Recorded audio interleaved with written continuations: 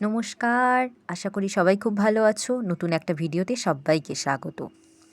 আগের ভিডিওতে আমরা সেন্টেন্স সম্পর্কে কিছু কথা আমরা জেনেছি এবং সেন্টেন্স তৈরি করতেও শিখেছি। আজকের আমরা সেন্টেন্সের প্রকারভেদ অর্থাৎ types of sentence or kinds of sentence সম্পর্কে জানব। সেন্টেন্সকে কয় ভাগে ভাগ করা যায়? কাজ অনুযায়ী অর্থাৎ অ্যাকর্ডিং টু ফাংশন সেন্টেন্সকে 5 ভাগে ভাগ করা যায়। ওকে, প্রথম অ্যাসার্টিভ সেন্টেন্স। অ্যাসার্টিভস অর্থাৎ বাক্যমূলক বা বর্ণনামূলক। 2 ইন্টারোগেটিভ সেন্টেন্স। ইন্টারোগেটিভ সেন্টেন্স মানে প্রশ্নবোধক বাক্য, অর্থাৎ কাউকে যখন কিছু প্রশ্ন জিজ্ঞাসা করা হবে সেটাই হবে প্রশ্নবোধক বাক্য। Imperative sentence. ইম্পারেটিভ সেন্টেন্স মানে আদেশ বা অনুরোধমূলক বাক্য, অর্থাৎ কাউকে কিছু আদেশ করা হলো বা অনুরোধ করা হলো, সেই নিয়ে যেটা হবে যেটা বাক্য হবে সেটাই হবে imperative sentence. Next optative sentence, অর্থাৎ ইচ্ছামূলক। কারোর কোনো ইচ্ছা থাকলে সেটা যখন ইচ্ছা জাহির করে যে বাক্যটা বলা হবে সেটাই হবে ইচ্ছামূলক বাক্য বা অপটেটিভ সেন্টেন্সেস। আর একটা এক্সক্লামেটরি সেন্টেন্স। এক্সক্লামেটরি সেন্টেন্স হচ্ছে বিস্ময়বোধক বাক্য, অর্থাৎ কোনো আনন্দ, দুঃখ, শোক, তাপ যখন বোঝানো হবে, যে বাক্যের দ্বারা সেগুলোকে বোঝানো হবে সেগুলোকেই আমরা বলবো বিস্ময়বোধক বাক্য। প্রথমেই আমরা চলে আসি চলো অ্যাসার্টিভ সেন্টেন্স, অর্থাৎ বক্তব্যমূলক বাক্য বা বর্ণনামূলক বাক্য। যেমন আর এই শব্দের শেষে, এই বাক্যের শেষেই সর্বদা ফুল স্টপ যুক্ত হয়। ওকে, তাহলে কাকে বলে প্রথমে সংজ্ঞাটা আমরা জেনে নিই। যে সেন্টেন্স সাধারণভাবে কোনো ঘটনা, অবস্থা, বিষয়বস্তুর বর্ণনা করতে ব্যবহৃত হয় তাকেই আমরা বলবো অ্যাসার্টিভ সেন্টেন্স। অর্থাৎ কোনো ঘটনা বলতে গেলে যেমন উই রিড বুকস, আমরা বই পড়ি, এটা একটা ঘটনা। বা প্রতিদিন আমাদের যে ঘটনাগুলো ঘটে, the sun rises in the east, এটা নিত্য ঘটনা, এটার ক্ষেত্রেও হবে। বা we go to school everyday, এটাও একটা ঘটনা বোঝাচ্ছে, আমরা প্রতিদিন স্কুলে যাই। Netaji Subhash Chandra Bose was a great patriot, Netaji Subhash Chandra Basu একজন মহান দেশপ্রেমিক ছিলেন। এই সমস্ত কিছু দেখো কোনো না কোনো ঘটনা, অবস্থা, বিষয়বস্তুকে বর্ণনা করছে। যখনই বর্ণনা বা বিবৃতি দেওয়া হবে তখনই সেটাকে আমরা বলবো অ্যাসার্টিভ সেন্টেন্স। ওকে, এবার গঠনের নিয়মটা আমরা জানি। অ্যাসার্টিভ সেন্টেন্স গঠনের নিয়ম হলো প্রথমেই কি বসে, সাবজেক্ট অর্থাৎ কর্তা। আমরা দেখো প্রথম সেন্টেন্সের ক্ষেত্রেই দেখি এখানে উই রিড বুকস, অর্থাৎ আমরা বই পড়ি, এখানে কর্তা হচ্ছে কিন্তু আমরা বা উইটা। তারপরে কি আসে, ভার্ব। ভার্বটা কি হচ্ছে এখানে, রিড। উই রিড বুকসের মধ্যে রিডটা হচ্ছে ভার্ব। ওকে, তারপরে অবজেক্ট হচ্ছে এখানে বুকস। বা the sun rises in the east, এই বাক্যের ক্ষেত্রে এখানে দি সানটা কিন্তু হচ্ছে সাবজেক্ট, রাইজেসটা কি হচ্ছে, রাইজেস মানে ওঠা, এটা হচ্ছে ভার্ব, আর ইন দ্য ইস্ট এটা কিন্তু অবজেক্ট হচ্ছে। ওকে, এইবার হচ্ছে আমরা গঠনের নিয়মটা ব্যাকরণ অনুযায়ী বা গ্রামাটিক্যালি কী হবে সেটা জেনে নিই। এখানে কী হবে, প্রথমে সাবজেক্ট। সাবজেক্ট মানে এখানে ধরো নেতাজি সুভাষচন্দ্র বোস, এখানে সাবজেক্ট। ভার্ব, এখানে বি ভার্ব বসেছে উই, বা এই উই গো টু স্কুল, এখানে গো ভার্ব বসেছে। তো এইটা আর বাকি অবজেক্টস ও অ্যাডভার্বিয়ালস। এখানে কি হবে, we go to school everyday, এটা পুরোটাই হচ্ছে অবজেক্টের মধ্যে পড়ছে। বা এই Netaji Subhash Chandra Bose was a great patriot, এখানে নেতাজি সুভাষচন্দ্র বোসটা হচ্ছে সাবজেক্ট, ওয়াজটা হচ্ছে ভার্ব, এবং এই গ্রেট পেট্রিয়ট এটা হচ্ছে অবজেক্টের মধ্যে পড়ছে। বোঝাতে পারলাম আমি অ্যাসার্টিভ সেন্টেন্স। নেক্সট আমি চলে আসবো ইন্টারোগেটিভ সেন্টেন্স। ইন্টারোগেটিভ সেন্টেন্স শব্দের অর্থ কী, হচ্ছে প্রশ্নবোধক বাক্য। এর সংজ্ঞাটা আমরা জেনে নিই চলো। যে সেন্টেন্সের দ্বারা কোনো প্রশ্ন বা কিছু জিজ্ঞাসা যখন আমরা কাউকে করব সেটাকেই আমরা বলবো প্রশ্নবোধক বাক্য। এবং এই বাক্যের শেষে আমাদের মনে রাখতে হবে ফুল স্টপ কিন্তু বসবে না, সেখানে আমাদের জিজ্ঞাসার চিহ্ন বসবে। ঠিক আছে, এখানে কি জিজ্ঞেস করছে একটা সেন্টেন্স, আর ইউ ওকে, তোমার কি সব ঠিকঠাক আছে? দেখো এই সব কটার ক্ষেত্রে কিন্তু প্রশ্নচিহ্ন বসছে বা জিজ্ঞাসার চিহ্ন বসছে। হাউ ওল্ড ইজ হি, তার বয়স কত? ক্যান ইউ প্লে ফুটবল, তুমি কি ফুটবল খেলতে পারো? এখানে এই উদাহরণগুলো আমরা দেখলাম। এইবার গঠনের নিয়ম, এর গঠনের নিয়মটা কিন্তু খুব ইম্পর্টেন্ট, দেখে নেওয়া যায়।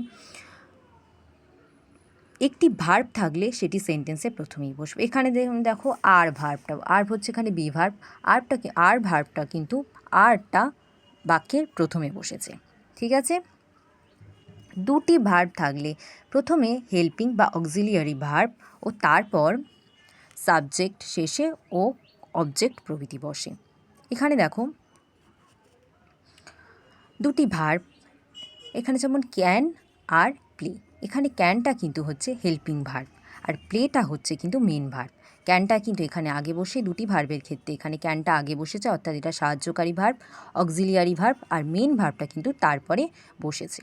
ঠিক আছে, আর দুটি ভার্বের মধ্যেখানে কিন্তু এখানে সাবজেক্ট বসেছে, বাকিটা অবজেক্ট বসে গেছে। নেক্সট, অনেক ক্ষেত্রে ইন্টারোগেটিভ গঠনের ক্ষেত্রে ডু বা ডিড এর সাহায্য নেওয়া হয়ে থাকে, সেক্ষেত্রে এদের নিজস্ব অর্থ থাকে না। যেমন আমরা একটু দেখে নিই, ডু ইউ নো হিম, তুমি কি তাকে জানো। এখানে ডুটা প্রথমে বসেছে, তারপরে সাবজেক্ট বসেছে, তারপর মেন ভার্বটা বসেছে, তারপরে অবজেক্ট বসেছে। Do you get up early, তুমি কি সকাল সকাল ঘুম থেকে ওঠো। এক্ষেত্রেও দেখো ডুটা বসেছে, তারপরে সাবজেক্ট বসেছে, তারপরে মেন ভার্ব বসেছে, তারপরে অবজেক্ট বসেছে। ঠিক আছে,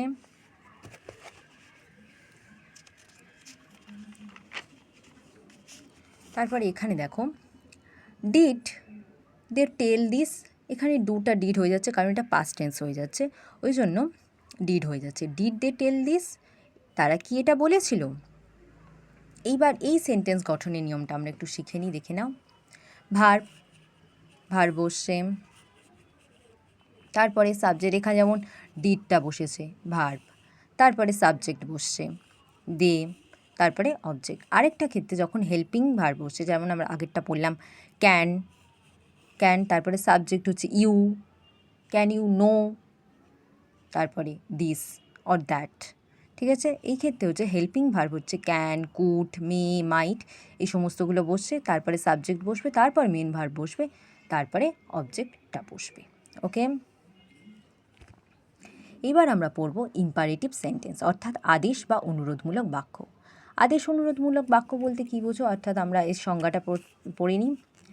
যে সেন্টেন্সের দ্বারা কোনো আদেশ অর্থাৎ অর্ডার, কমান্ড করা কাউকে, অনুরোধ রিকোয়েস্ট করা, উপদেশ দেওয়া, অ্যাডভাইস দেওয়া এবং ওয়ার্নিং দেওয়া, সতর্ক করা, এই সমস্ত কিছু বোঝাতে কিন্তু ইম্পারেটিভ সেন্টেন্স ব্যবহৃত হয়। অর্থাৎ কাউকে আদেশ, অনুরোধ, উপদেশ, সতর্কীকরণ এই সমস্ত বলতে গেলে বা বোঝাতে গেলে আমরা যে সেন্টেন্স ব্যবহার করি তাকে আমরা বলবো ইম্পারেটিভ সেন্টেন্স। এখানে কেমন উদাহরণটা দিয়েছে একটু দেখে নাও। সিট ডাউন মানে বসে পড়ো, অর্থাৎ তুমি বসে পড়ো, এটা আমরা কাউকে আদেশ করছি। স্ট্যান্ড আপ, উঠে দাঁড়াও। Don't run in the sun, অর্থাৎ রোদে দৌড়ইও না, এটা আমরা কাউকে উপদেশ দিচ্ছি। প্লিজ গিভ দ্য পেন, অনুগ্রহ করে কলমটি দাও, অর্থাৎ এটাও আমরা কাউকে অনুরোধ করছি প্লিজ শব্দটা যখন আমরা ব্যবহার করছি। Kindly send me the reply soon, অনুগ্রহ করে শীঘ্রই উত্তরটি পাঠাও। এই দুটো কিন্তু আমরা অনুরোধের ক্ষেত্রে ব্যবহৃত করছি। এবার গঠনের নিয়মটা দেখো, এখানে সাবজেক্ট কিন্তু সর্বদা উচ্চ থাকে, অর্থাৎ সিট ডাউন, অর্থাৎ ইউ সিট ডাউন, এখানে কিন্তু ইউ শব্দটা আমরা ব্যবহার করলাম, অর্থাৎ তুমি বসে পড়ো এটা কিন্তু আমরা ব্যবহার করলাম না।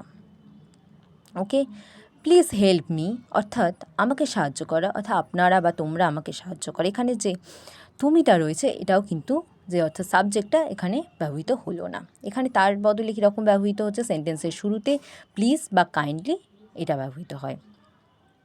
কিরম বলছে, এবার সাবজেক্টের গঠনটা দেখো। ভার্ব, অর্থাৎ এখানে সিট ভার্ব, স্ট্যান্ড ভার্ব, এগুলো হচ্ছে ভার্ব, তারপরেই অবজেক্ট বসে যাচ্ছে।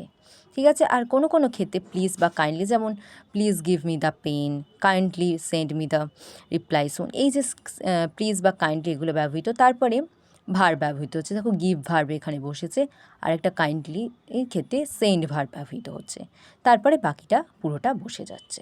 ওকে, আজকের আমরা এই তিনটে সম্পর্কে জানলাম, অ্যাসার্টিভ সেন্টেন্স, ইন্টারোগেটিভ সেন্টেন্স, আর একটা হচ্ছে ইম্পারেটিভ সেন্টেন্স। বাকিটা আমরা পরের ভিডিওতে জানবো। Thank you.